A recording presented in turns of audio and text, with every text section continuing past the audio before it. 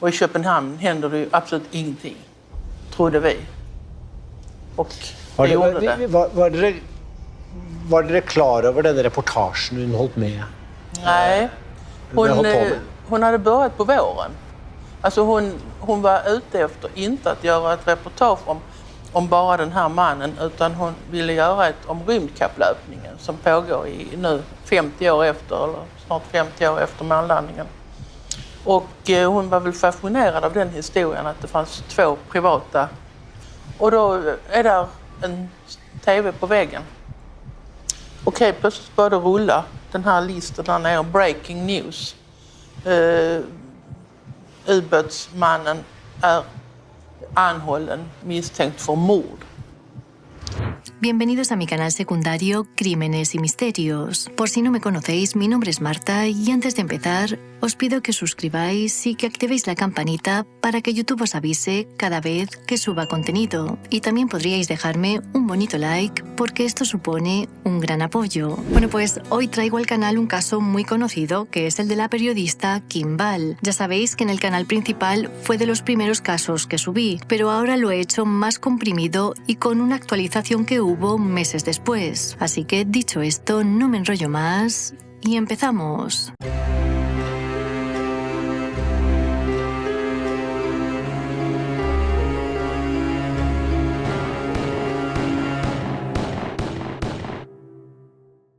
La mujer de la imagen era Kim Isabel Fredrika Wall, nacida el 23 de marzo de 1987 en Trelleborg, Suecia. Todos cuentan que desde pequeña mostró una gran curiosidad por el mundo heredada de sus padres, quienes trabajaban en el ámbito del periodismo y la fotografía. Nada más graduarse en la escuela secundaria, la joven estudió Relaciones Internacionales en Londres y completó una doble maestría en Periodismo y Relaciones Internacionales en la Universidad de Columbia de Nueva York. Su curiosidad y pasión por dar voz a los que no la tenían la llevó a trabajar en diferentes partes del mundo como periodista independiente para medios tan importantes como The New York Times y Vice Magazine.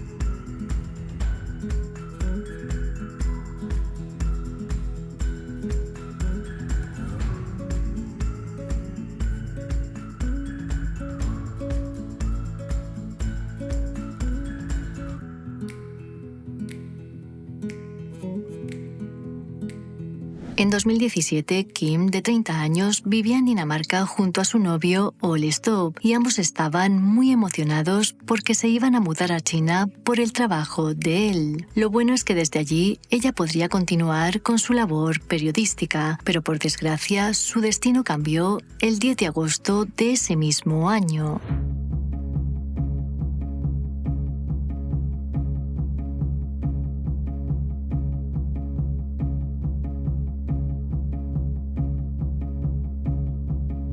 El 10 de agosto de 2017, Kim recibió un mensaje de Peter Madsen, un inventor danés que se había hecho famoso por construir cohetes y submarinos de forma casera y a quien ella llevaba tiempo queriendo entrevistar. Peter le dijo a Kim que le concedería una entrevista a bordo de su submarino, llamado UC-3 Nautilus, un proyecto que él mismo había diseñado y construido. Aunque esa noche tenía una fiesta de despedida con sus amigos en casa y al día siguiente se iba a China, la joven aceptó, porque era algo muy sencillo. Para que os hagáis una idea, el plan era encontrarse con Peter a las 7 de la tarde en el puerto, hacer la entrevista y volver antes de las 10 para la ya mencionada fiesta. A las 7, varios testigos vieron a Kim subirse al submarino del hombre y tiempo después le envió a su novio un último mensaje que decía lo siguiente: «Estoy viva, por cierto, ahora vamos a descender, te quiero, él ha traído café y galletas. A las 10 de la noche, Kim no regresó a su casa, motivo por el cual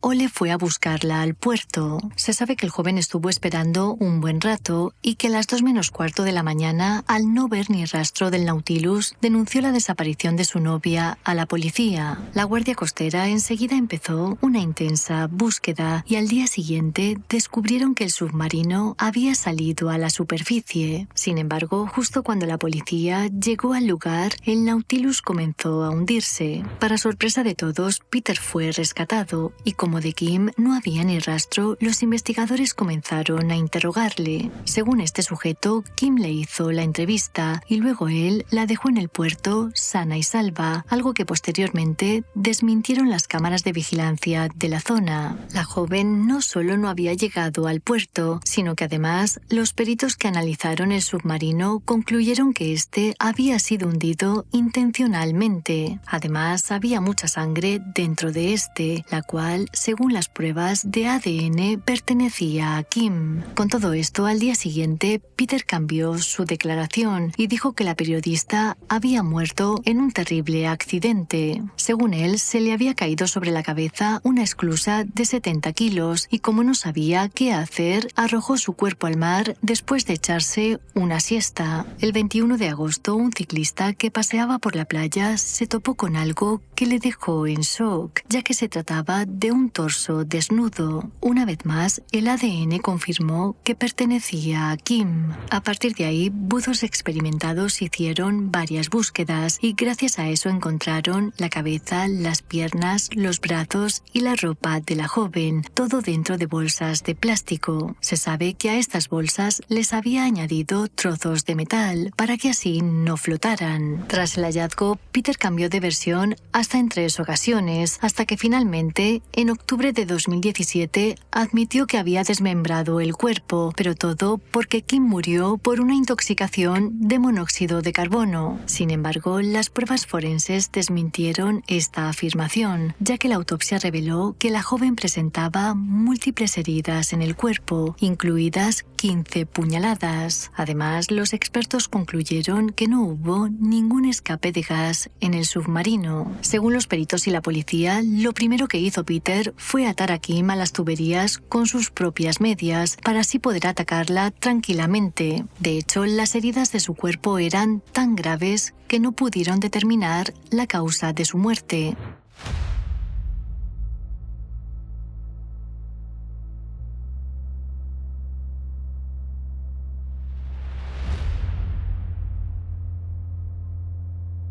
El juicio contra Peter Madsen comenzó en marzo de 2018 y hay que decir que captó la atención de todos los medios del mundo. No comments. No comments. No comments.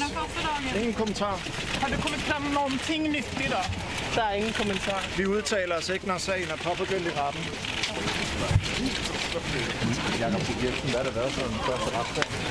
Fue aquí donde salieron a la luz más detalles perturbadores sobre el acusado. Por un lado, en su ordenador se encontraron más de 40 vídeos de torturas y asesinatos reales. También se descubrió que había llevado al submarino herramientas tipo cuchillos, destornilladores y serruchos, lo que indicaba una clara premeditación. Los expertos dijeron que era una persona muy inteligente, pero profundamente perversa y carente de empatía. Además, en el juicio se supo que al menos 3 mujeres habían rechazado invitaciones previas para subir al submarino, probablemente salvando así sus vidas. Finalmente, Peter fue declarado culpable de homicidio premeditado, abuso y manejo indecente de un cadáver. Por ello, le condenaron a cadena perpetua, que en Dinamarca suelen ser 15 años, con posibilidad de indulto a los 12. Ya en prisión, Peter se casó con Jenny Kurpen, una mujer de origen ruso que conoció por carta y que siempre se ha mostrado en las redes sociales muy orgullosa de su marido. Lo último que se sabe de este sujeto es que en octubre de 2020 logró huir de la cárcel tomando a una psicóloga como rehén y amenazando a los guardias con lo que parecía ser una bomba casera real. Su escapada duró menos de 3 horas, ya que fue detenido tras ser cercado por la policía, francotiradores, perros adiestrados y un robot desactivador de artefactos. Como siempre, muchas gracias por vuestro apoyo y por ver el vídeo hasta el final.